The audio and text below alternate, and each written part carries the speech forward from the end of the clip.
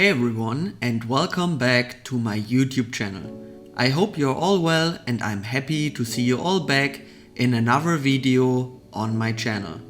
So guys, in today's video we are going to do the full unboxing, review and watch score of the new Rolex Submariner Date 126610LN. The watch is for sure one of the hottest recent Rolex releases, and I'm super happy to be able to unbox and review this watch for you. So without further ado, let's get right into it.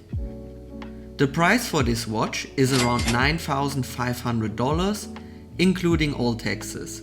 It can vary a little bit per region, but in average it should be slightly below $10,000. The watch comes in the classic oyster box in the medium size, and I am wearing my Rolex Explorer today.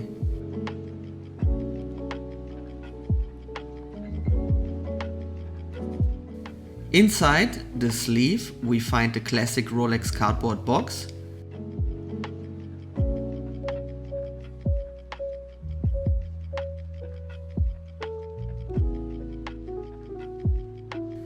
and inside the cardboard box we have the typical green Rolex watch box.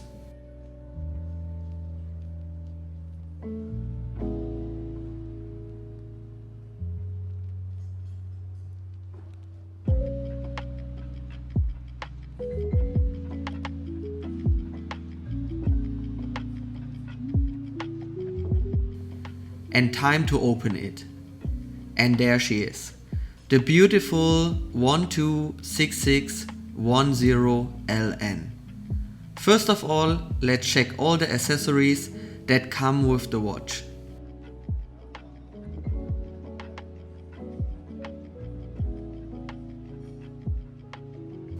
The user manual, and as always I will show you all pages, so in case you want to read something, just pause the video.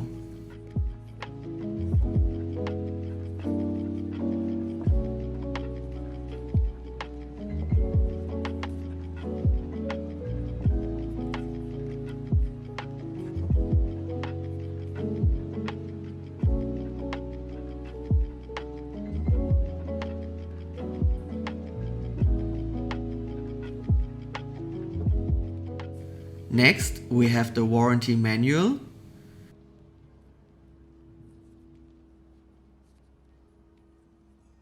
and of course the warranty card.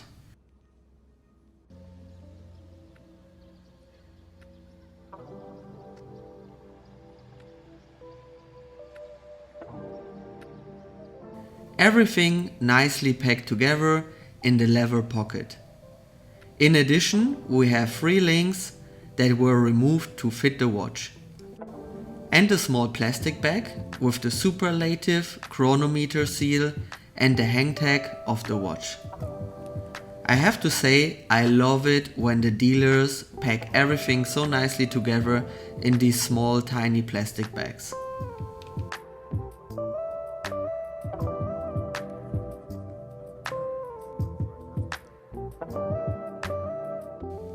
And here is the beautiful Submariner.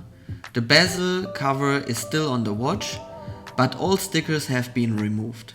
Even though the changes seem small to the former version, I think you can immediately distinguish the 126610 from the 116610. The proportions from case to bracelet are much more in line, and also the dial and bezel proportion look much more matching.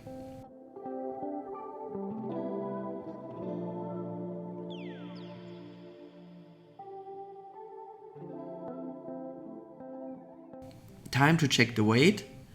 So the 3 links come at 11 grams. The watch with all links is 159 grams. And only the watch without the 3 links is 148 grams. Moving on, let's check the dimensions. So the case diameter is 41 mm. The thickness of the watch is 12.3 mm. The lug-to-lug length is 47.5 mm. The bracelet starts at 20.5 mm and tapers down to 16.5 millimeters. The clasp has a length of 45.7 millimeters and a width of 19 millimeters. So overall a little bit bigger than the predecessor clasp. The watch has a unidirectional rotatable bezel with 60 steps graduation with a ceramic insert. I have to admit that I especially like the font Rolex uses for the numerals, and also that I'm a big fan of ceramic bezels. The durability is much better and the shiny finish lets your watch look great for a lifetime.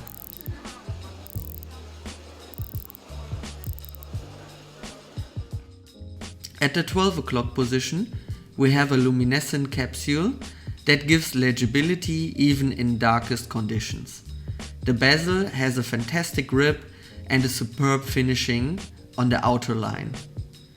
The dial is a black lacquered dial with hour markers in simple shapes of triangles, circles and rectangles, all filled with a lot of luminescent material. The hands are also made for great legibility, with the classic Mercedes hand for the hours. Inside the watch we have the 3235 in-house Rolex movement, which is a mechanical self-winding movement and comes at a precision of -2 to +2 seconds a day. It features hour, minute and second hand, rapid date setting and a hacking feature for precise time setting. The power reserve is around 70 hours. In addition, I can add that Rolex movements are famous for their shock resistance and long-lasting durability. So overall a very nice movement inside the watch, even though you can't see it. The crystal is a sapphire crystal and has a cyclops lens over the date. The watch is made out of the famous oyster steel, which is highly resistant to corrosion. The case is a monoblock middle case with a screw-down case back and a screw-down winding crown. The crown features the Triplock triple waterproofness system that is also shown by the 3 dots at the crown. This makes the watch water resistant up to 300 meters or 1000 feet.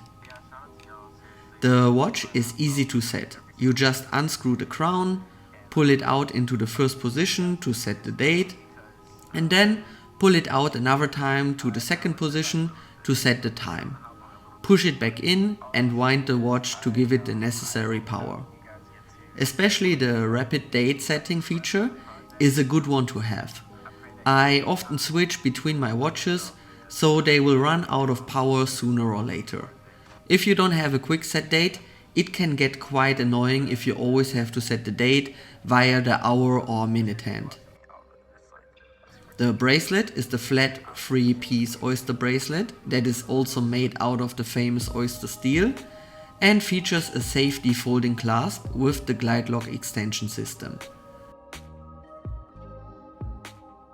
With the glide lock extension system, you have I think 6 different positions that let you adjust the length of the bracelet. You could either use this to put the watch on a dive suit, or you can just use it like I do to adjust the bracelet for hot and cold temperatures. I think this feature is state of the art, even though be aware it makes the clasp quite bulky.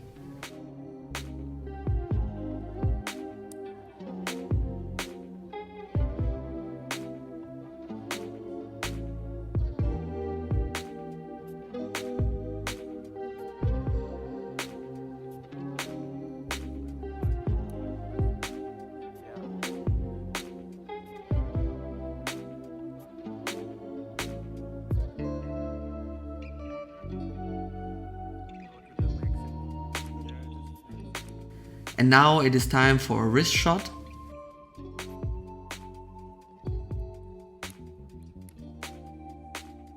And what do you think, guys? Isn't it beautiful? It sits so sleek and perfect on your wrist, which I think not many diver watches can match.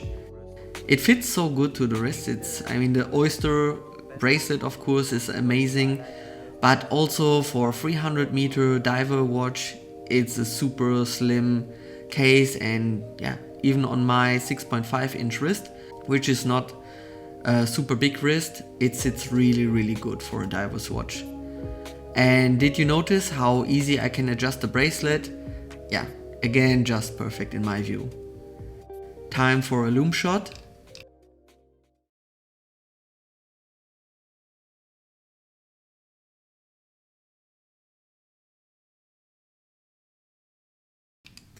And now it is time for the watch score.